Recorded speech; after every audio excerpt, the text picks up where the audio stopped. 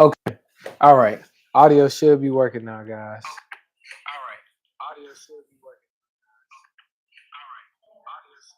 Okay, let's do it. So, been a while since I seen you all. Tonight we're watching the Commanders versus the Bears. I'm also going to be watching or flipping back and forth, I guess, uh, between the Atlanta Falcons and the Buffalo Bills. So that should be a good game. But let's get this out. If you all could get this out to a couple of people, and let's just have a good time, a fun time tonight.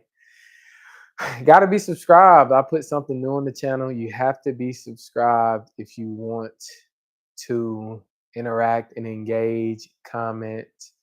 Only channel subscribers of 5 minutes or longer can send messages. So if you're not an active current supporter of the Modest Sports Show, then guys, unfortunately, you won't be able to interact and engage with our content. I hate that for you. Just hit that comment, just hit that subscribe button, become an official member of the Modest Sports Show, and just support us. All I ask is for a view. A view gets us so far, right? Can feed a needy person like myself.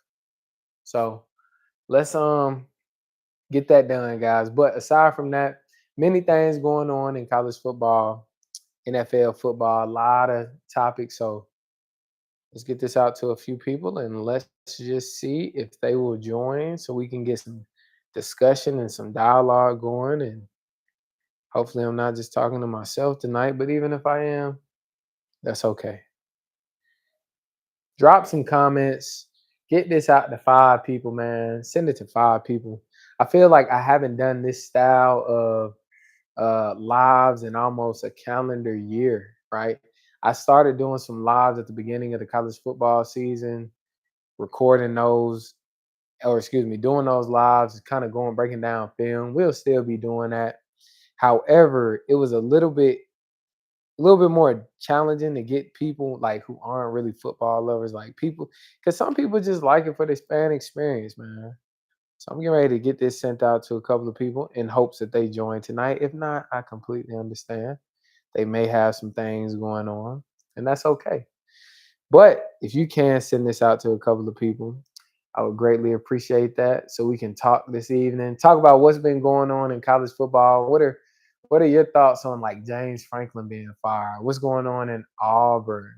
Vanderbilt is playing pretty good this season. Alabama looks like they have picked up some steam going into the second half of the season. Florida and Billy Napier. Okay, what are they? What are we doing down there in Florida?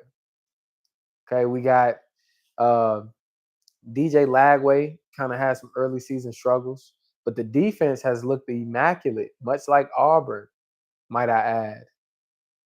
Auburn's defense has looked great. So let's just talk about some things. Talk about what's going on in college football, what's going on in NFL football. I'm not, like I've stated in the past, I'm not the most avid NFL watcher. However, I do have an NFL team being my Ravens. My Ravens have not quite done so well.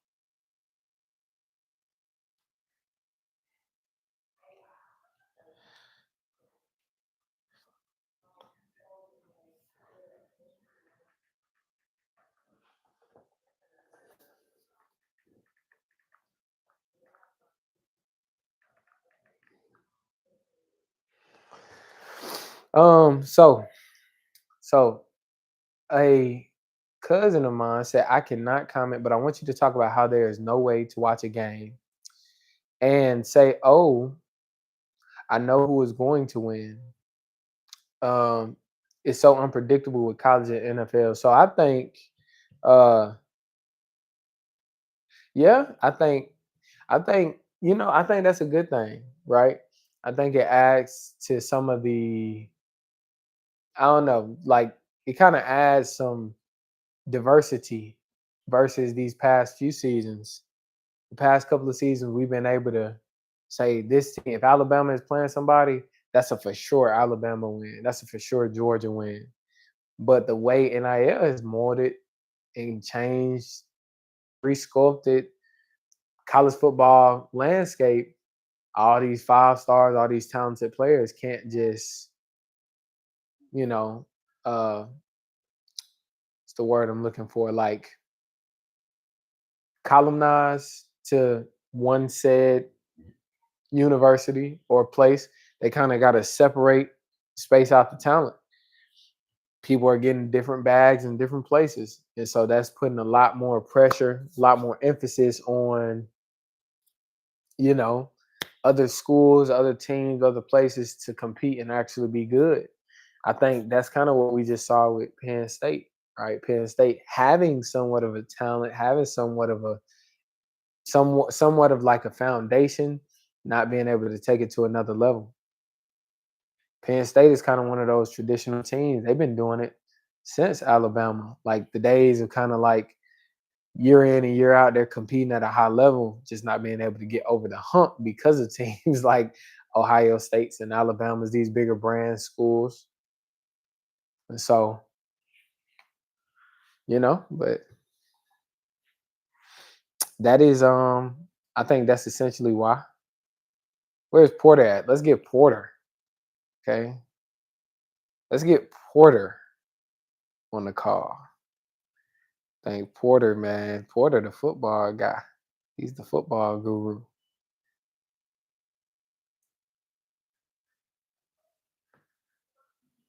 Please send this out to 2 people. I said 5. Let's get this sent out to 2 people.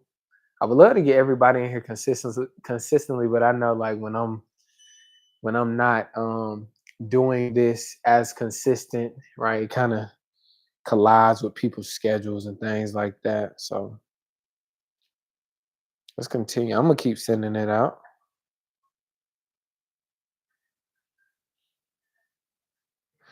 I agree. I agree, Porter. SEC was top tier. And granted, don't get me wrong. I still believe SEC is top tier. Okay. Because I don't like the narrative that the Big Ten or really it's only the Big Ten that people are trying to rival these things with. Pretty much trying to take away from our strength, our pedigree. I do not agree with that. I highly disagree. And so I think that it's important right now that the SEC is good. And I think from top to middle through the SEC, they're doing pretty well as a conference in comparison to the Big Ten and the Big 12 and the ACC. I think we got more contenders in the SEC this year right now than any other conference. I think Alabama could go to championship contention. Georgia, Tennessee. At one point, I would have loved to put LSU in there, but Texas A&M, they're playing good ball right now. Uh, I mean, look, I think 2 teams like I'll die on this hill. 2 teams that are really playing well, who um just are getting just such bad raps, man, because A, they have gauntlets of schedules. B, the coaching is probably not the best. C, the offense is really the offense that are holding these teams back. Florida and Auburn. I'm talking about I've watched them week in and week out pretty much since the season started, and their defenses play tremendous. But the offenses, they don't help their offenses at all by putting points on the board. And so that's not at all, that's not any type of way to win. Can't win football like that.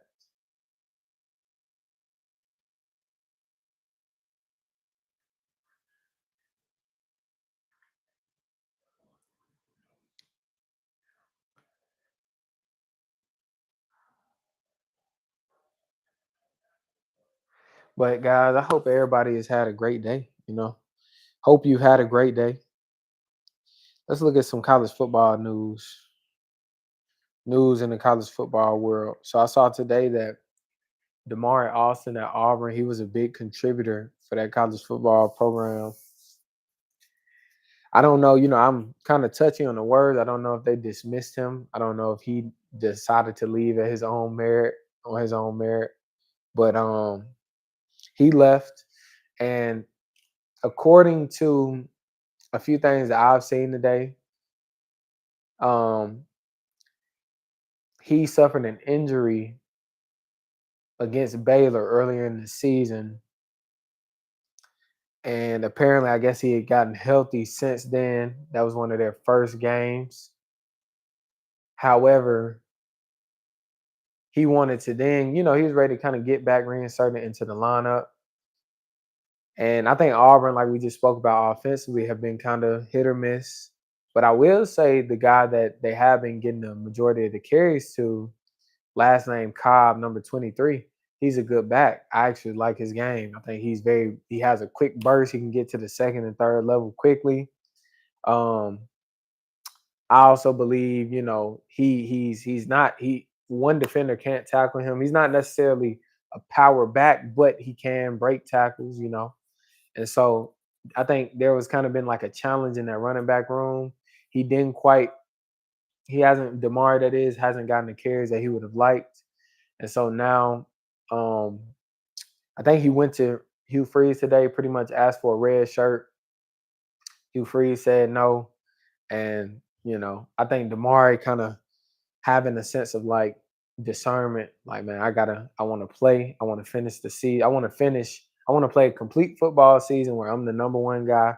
And so I think he decided to leave the program, where they dismissed him, however you want to phrase that. And, yeah. So that was some news today. Like we spoke about earlier, saw James Franklin got fired, man. Been seeing a lot of people, a lot of former players comment on just what kind of coach he was. I love to see that kind of stuff, me personally, because I know that it's a business and it's a cutthroat business at times. However, I think that, those kind of coaches are important to college football and our development as young men, because a lot of times that stuff gets overlooked, not as a result of people not wanting to do it, but we live in a microwave society where, man, hey, we got to get guys in and get them to the next level quick. So sometimes you might tend to skip over that development, right? Developing them into actual young men off the field. And then years later, they go to the NFL, or they're out the NFL, or they don't make it to the NFL after college, and they have no sense of, identity and where they stand in the world and society. And they out here trying to figure it out on their own. And then they make bad decisions based off the things that they didn't learn when they were younger. And it's a whole streamline of events. Not a lot of people pay attention to that, but me having been an athlete, me having me having had to learn hard lessons in life, as far as like how to get out here and get it on your own and make right decisions to steer your path and steer your future in the right direction. Okay, it's important that in those years, in your early manhood, when you're coming into your 20s, that you are placing, you got the right men in your life to lead you into those areas where you can be successful. And like, just in reference back to Coach James Franklin, it looks like he was one of those men. I see the way, his guys, old former players talk about him. And, you know, just one of those things where the leadership and administration at Penn State felt like they could get somebody better than him in there to do, get them over that hump. And I saw a lot of comments today kind of referencing, or just pretty much saying, time will tell. Due time will tell if James Franklin is the guy, or was the guy, or does Penn State plateau? Can they get another guy in there who is better than James Franklin? So that's gonna depend entirely on time. Entirely on time.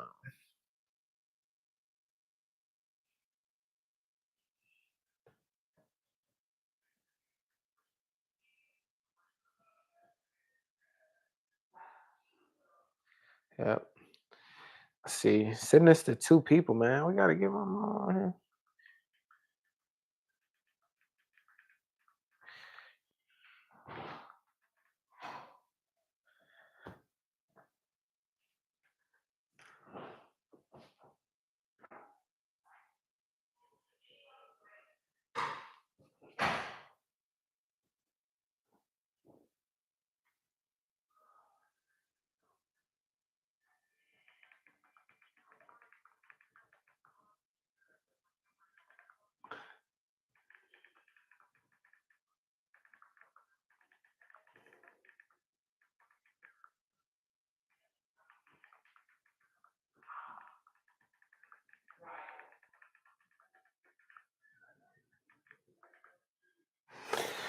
Okay, Buffalo Wild Wings watching you and the game. Listen, look at this, guys. Look at this. Buffalo Wild Wings is more important than her 25-year-old son. Mm, mm, mm, mm. I need y'all to get the fam on here, man. We back. TMSS is back. Monday nights. I know it took a while. I know it took a while, and I apologize. We're back. We're back. Look at Orlita Albert Lacey. She's hold on. I think what that mean? I think she's like my number one fan. She one of the top fans. I think this is dating back to last year.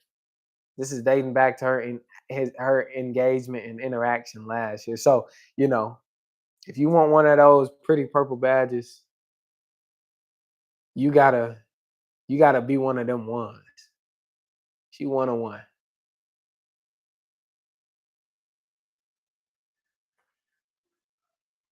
What game y'all watching? Tell me what game you're watching. Let's talk about the game while we talk to Corey.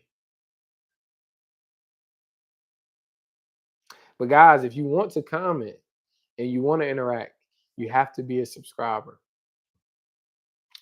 You got to be a subscriber. So subscribe to the channel because this is the only place on YouTube where you will get the kind of content that I'm providing. This is the only place. There is not a single soul that's as tapped in as I am in the college football landscape, especially that has the reach, the pull, that knows the people I know. So tap in, just hit subscribe. Okay. Just hit subscribe and you get to see this pretty face every Monday and whenever else I post. But we can take this conversation wherever you guys want to take it tonight because, feeling good tonight, man. I'm feeling good. I got my workout in right before I hopped on. My equipment is acting right. It's acting good. So I get a chance to, I'm sure y'all hear me well and I'm sure you can see me good. So that's amazing. That's good. Okay, let's talk about this. Let's talk about this. Why? Because I've always wanted to ask my mama this, right? Y'all see where she said in the comments both games and she put like 6 dots. Why do old people, why do they use so many periods? Like what does that mean? What does that mean? The dot.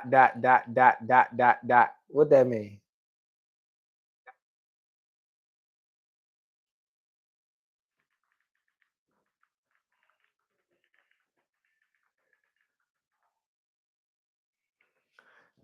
Can someone explain that to me? What does 6 dots mean? Like is that like a both games? Or is that like a both games? I don't know what that means.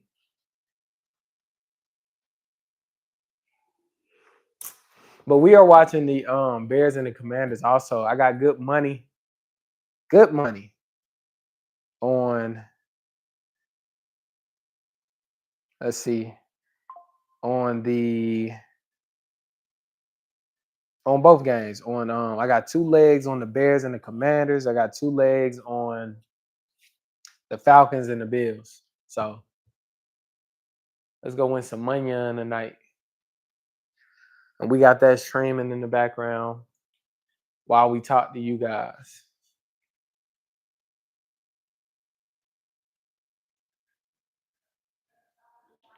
Go follow our social media accounts if you haven't. Okay. You can find us at The Modest Sports Show on Instagram, TikTok, YouTube, Facebook. I'm in all those 4 places. You can connect with me personally and professionally if you want to, you know, um, maybe schedule me for a speaking engagement. You can find me on LinkedIn at Alcorian Albert. Okay. You can find me on Instagram at Modestly Corey. Personally, these are my personal accounts just to stay in contact with me.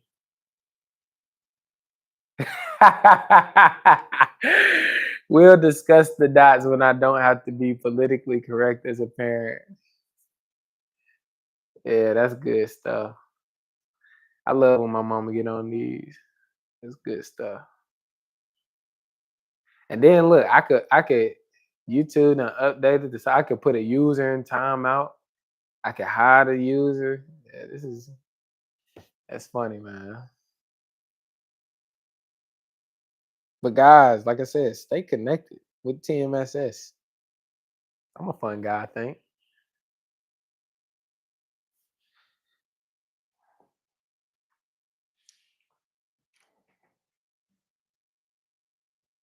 I wonder why I was doing that. I'm struggling.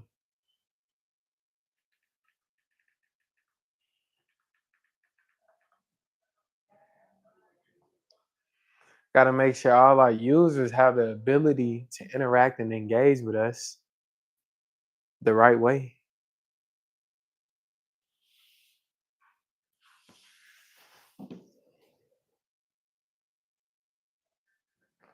Let's see.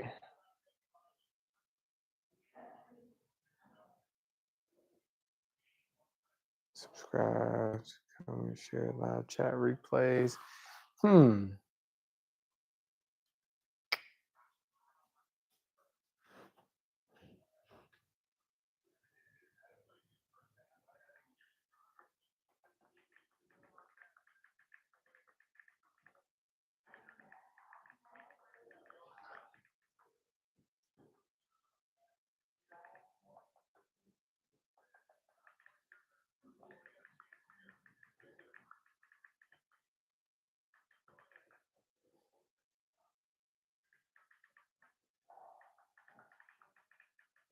Trying to get my cousin right so she can.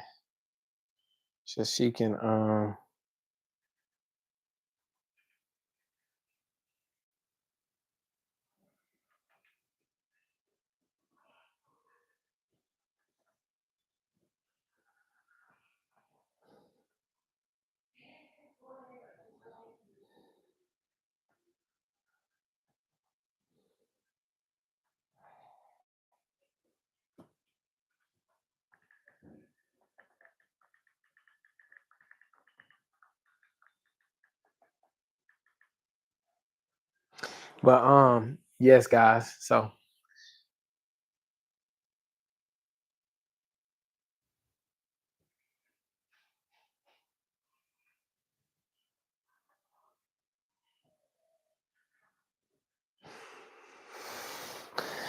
mm, it's a warm up though. We shooting layups tonight. We shooting layups. Getting our shots up, man. Because at one point in time last season, we got up to 300 views. We done went into a little hiatus, so you just building that back, just getting our reps up. It's all good. It's gonna come. It's gonna come. We're gonna be on here on Thursday night too, man. We're gonna be on here on Thursday night too. Thursday nights, we're gonna do Thursday night football. Talk about whatever y'all want to talk about, man. I might have to start a personal channel.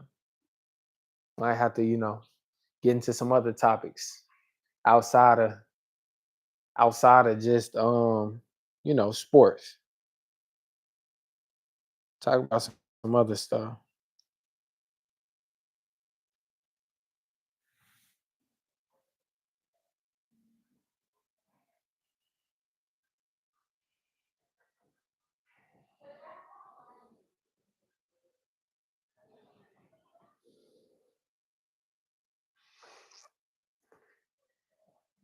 Guys, remember, if we are just popping in, right? If you want to interact and engage in the comments, we gotta at least be a subscriber for 5 minutes before we can start dropping comments. Right? I ain't want nobody coming in, taking the sauce, trying to get some free entertainment, trying to be a part of something that they not a part of. If that makes sense. You get what I mean? If you're gonna join TMSS, you got to be all the way in.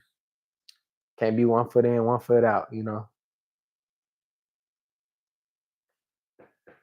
Can't be 1 foot in, 1 foot out, and nothing. Got to go all the way. What else we got going on in college football? Alabama and Tennessee play this week. I like that game. I think that's going to be a great game. Tennessee goes on the road to Bryant-Denny Stadium. Okay. Offensively, I think Joey Aguilar, Josh Heupel do a great job when they go tempo. Okay, I haven't watched them in a couple weeks, honestly. Have not watched them since they played Georgia, but if they look anything like they did in that Georgia game, I think they'll be fluid. I think they'll be efficient, right? If they can manage the crowd noise and if they can just, play with pace over the course of that game, um, I think they can go get a win on the road. I think that's their key to winning, actually. They got to score points. They got to have some efficiency in their offense. Defensively for Alabama, I think they've been looking pretty good. They've been cranking up. I see some flaws in their secondary. Damani Jackson is somebody that he plays that cornerback position. I've been looking at clips and tape of him. He looks kind of suspect in the secondary. Some areas that I see strengths in, defensive line. I think Tim Keenan does great. He has been great for them since he's come back. Our leader Albert Lacey says there are probably people in here questioning my parenting skills due to large parties. We're sitting at the bar. What did you think about Auburn Saturday? What did I think of? Thank you. What did I think about Auburn Saturday? And hold on. For starters, no one should be parenting my mother's parenting skills, questioning my mother's parenting skills. Okay, she did a great job. She raised a handsome man like myself. I mean, but aside from that, Auburn, they looked great. As far as defensively, and I'll say they looked great all around team, right? As an all around team in the first half against Georgia. They looked great on Saturday. However, after that touchdown got ruled a fumble right before halftime, kind of sucked the life out of them, and they were never able to recoup. They were never able to recoup from a standpoint of just like morale, right? They had the energy going for them in the first half, but guess what though? I asked Davincia, I said, who you think gonna win, Georgia or Auburn? Or she might have asked me. And the score was 10-0. I said, I still got Georgia. Because Georgia has reached that level, right? That Alabama-esque, that who else can we say? Ohio State-esque. Kind of easy on Ohio State. However, point is, they reached that place in terms of contention where it's like, Georgia could be down 24-0 unless it's to Alabama against any other team in the nation, right? And you just like, okay, they're gonna come out with a win, right? Same thing we saw with Alabama and Nick Saban. There were many years where we saw, man, Alabama played slow in the first half. The team had a 2-possession lead on them, right? All the team pretty much has to do is maintain for the next 30 minutes and they can get a win. But they don't, because we see Alabama stay composed, they know that, if we stack plays, if we stack assignments, if we stack, technique, whatever it is, we'll walk them down slowly but surely. And then they come out with the win. So it's no different than what Georgia did with Auburn on Saturday. I thought Georgia was like, I was watching it like, I'm sure Georgia gonna win this game. And slowly but surely, they just walked Georgia down or Auburn down. Now, granted, they had a lot of things go in their favor, right? Kirby Smart calling the timeout and being awarded the timeout, but them calling it back. Like there were a lot of controversial things going on in that game that I feel like aided Georgia in winning. However, okay, still does not displace Auburn having a lead 10-0 going into, or whatever the score was going into halftime, because they had that lead and just not seizing that momentum, right? Saw the same thing from Auburn on the road at Oklahoma earlier in the season. These big momentum plays, man, go finish, go win. There are a lot of teams in college football that I feel like if they're good, it elevates college football as a whole. Auburn being one of those teams, Florida being one of those teams, like teams that I genuinely, me just being a fan of the sport, I want to see these teams go and be great, go and do great. You know, Quana finally got in here. She's in. Thanks to Porter. We appreciate you, Porter, on TMSS. My mama says, "What did I tell you about Kiffin and Smart? What did you tell me? Because I don't forgot." Kiffin, Lane Kiffin. What do we think about Lane Kiffin and Ole Miss almost dropping the game to Washington State? Almost dropped the game to Washington State this past weekend. They one of those sleeper games that you almost drop. And so almost didn't turn out pretty for them. Almost did not turn out pretty. Send this to one person. Send this to one person, man. Like I said, man, we just shooting, getting our practice shots up tonight. Feel like I'm reinvigorated. Okay, been a long couple months for me. You know what I'm saying? I've been trying to set things up, but I'm getting ready to come into a new season of life. So bigger, better things on TMSS, man. Believe me, I ain't forgot about the product. I just been trying to refine it. That's all that is.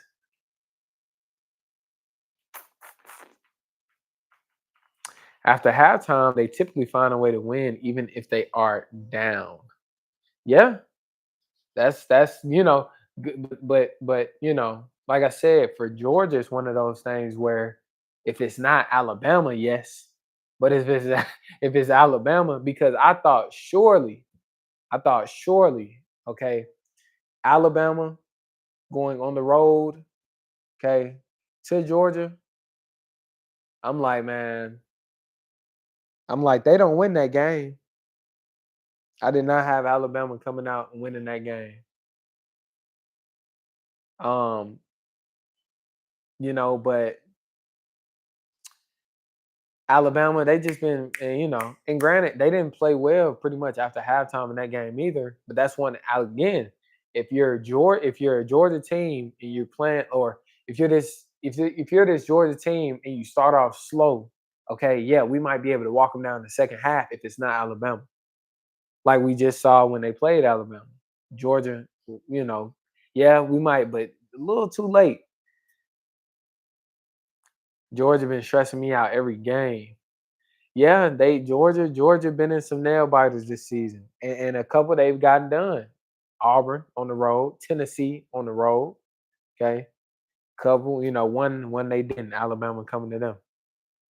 But like I say, I think that's what elevates the SEC over every league in college football because, like I was saying like earlier, I think maybe when I started this program or earlier today at some point, the SEC, man, we got the strongest conference, at the very least, from the top to midway through, at the very least.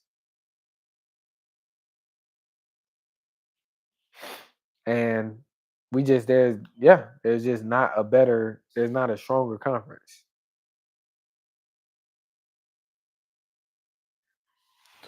Yep. So getting few more people in here.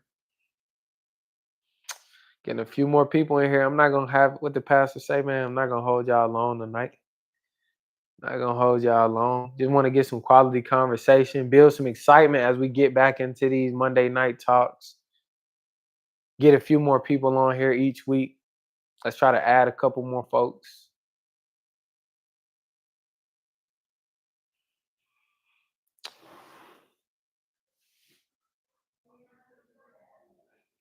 Share.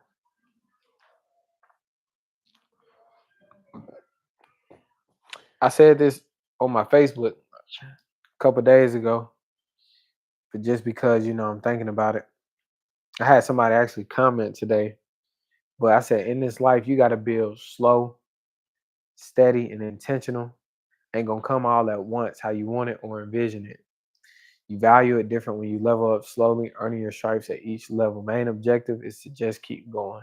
And so essentially that was me just like Even with these lives, sometimes, man, in life, you got to step back, got to take a couple steps back to reevaluate, reassess your situation, and then boom, you step right back into it. This time, you can jump 10 steps versus, walking a couple, just all perspective. What are your thoughts on the ACC? I think the ACC is weak. I think the ACC is weak, tremendously weak. The ACC is they have Florida State. They started off strong with a win against Alabama. Syracuse even looked good early, like a lot of teams do, but there isn't one team in the ACC that just stands out to me as being better than the next. We could say Cal. Cal looked strong for a couple games at the beginning of the season with their quarterback. Stanford is still in a rebuild. I think Stanford has potential. I think Cal has potential, right? Well, Ron Rivera, excuse me, former Panthers head coach, taking a general manager role with Cal. I referenced or I spoke on that on X the other day. If you're not, go follow me on X. Um, they pretty much are bringing these football minds into programs, and they don't have to necessarily make X and O's decisions, right? We can run the program like an NFL organization, right? We can evaluate, assess, NIL, budgeting, this, that, kind of have our hands in a few places that ultimately when we bring it all together, we'll have a better product on the field. You know what I mean? And I like that for college football. I think it's something that's been missing. But back subject at hand, Cal, Stanford, nope. SMU, nope. Clemson, nope. They were at one point in time kind of, and granted, somebody got to win the conference. I haven't really paid a lot of attention to the ACC, but the ACC, I can tell you this much: they don't have one opponent or one somebody in that conference that's head and shoulders above us. North Carolina, nope. Duke, nope. Like nothing is speaking to me. Even it could be an undefeated ACC team, and right now, nobody in that conference speaks volumes. Like, oh, I think they're gonna go to They'll go to the semifinals or the whatever. They'll go. I just don't see a ACC team going far in college football. So or in the playoffs, that is. Look at you, man. I gotta draw all that back. Look at you. Look at you. I think, and this is crazy. Thank you for pulling that out. The Miami looks great. So I just did all that for nothing. Miami looks great. Miami looks great. Miami is one of those teams, truthfully, that I do believe could compete in the SEC. So we start talking about conference realignments and stuff like that. Then is that a Laquana or is that a Porter? That sound like a Porter, man. I don't know. That response, it warrants some hesitation. Yeah, Miami for sure. Miami, I'm tripping. I'm trying to think top to bottom, and just blew over Miami. Now, granted, I can't say I like Miami a lot. I actually have like championship contender type esque on their team. At the same time, I kind of don't like the way they finished the Florida State game. Florida State almost walked them down, and so now we got UCLA, Penn State, UAB coaches are vanishing left and right. Right, we see this left and right. Um, UCLA, I kind of didn't like that, but at the same time, right, because he was a black head coach, so I love to see that for black men. At the same time, at the same time, he was a I think it was Deshaun Foster, if I'm not mistaken. He didn't, it's like we gotta get results. We gotta get results, and it's like each year should be growing on the next.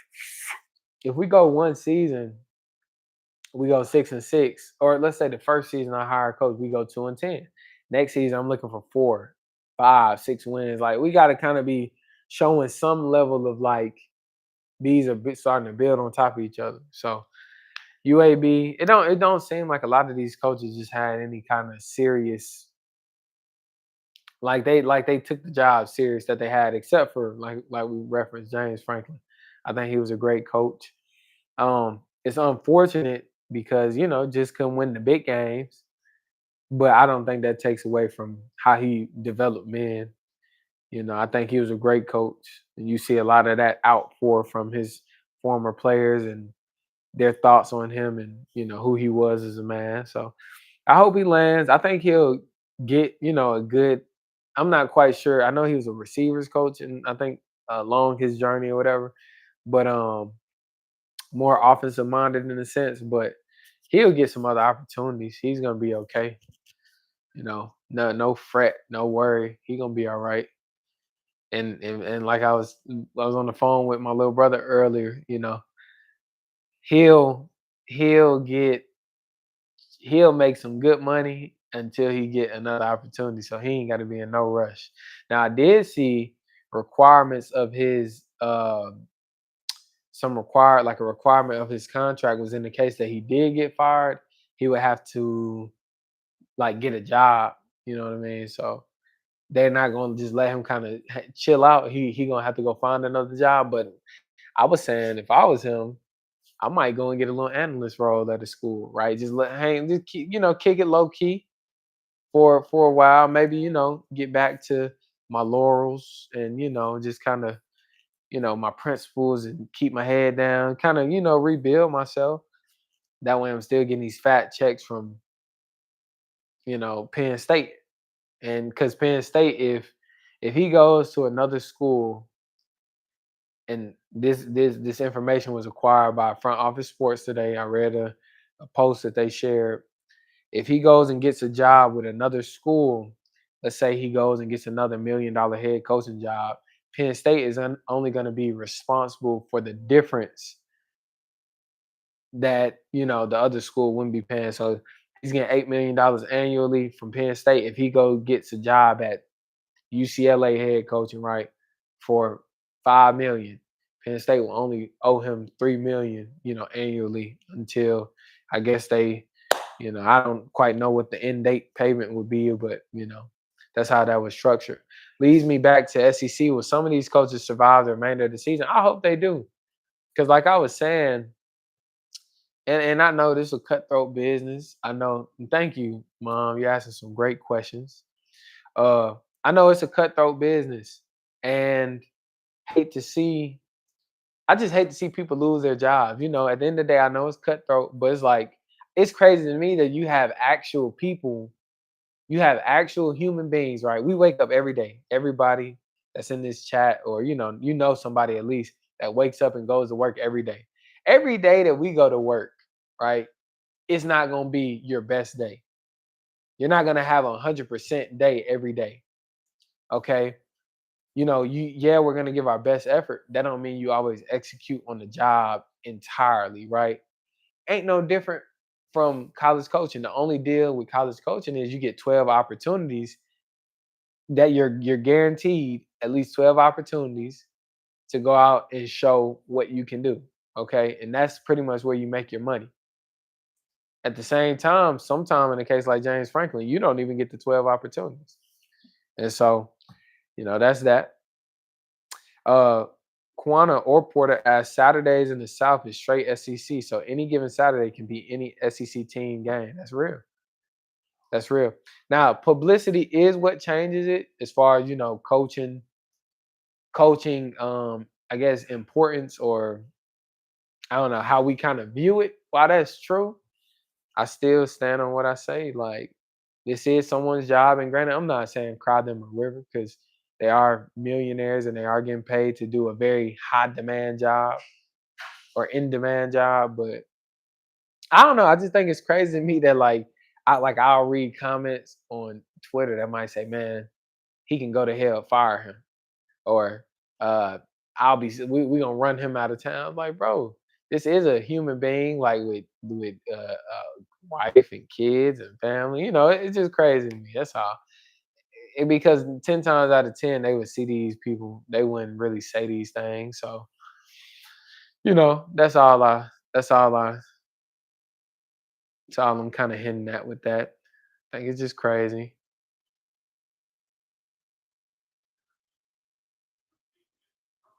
But I mean, you guys tell me. I want to ask you the same question. Mom, what do you believe is going on in the SEC? Do you feel like coaches will keep their jobs? I hope Billy Napier will finish out the season. Hugh Freeze, I hope he'll finish out the season. The likelihood of those things happening, I don't think they can lose too many more games.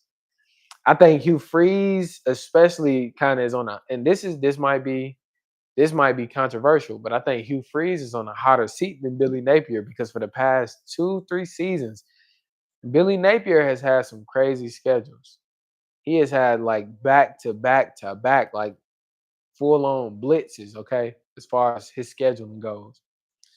Whereas I feel like Auburn, they've dropped some like crazier game. Granted, Florida did just lose to USF this season, right? But like we've seen Auburn lose to Cal, we've seen Auburn lose to New Mexico State. Like we've kind of seen this consistently on top of losing in the SEC. So I don't know. I feel like Hugh Freeze should be kind of on a hotter seat than Billy Napier, even though I don't feel like that's how the media is treating it. What are your guys' thoughts on that?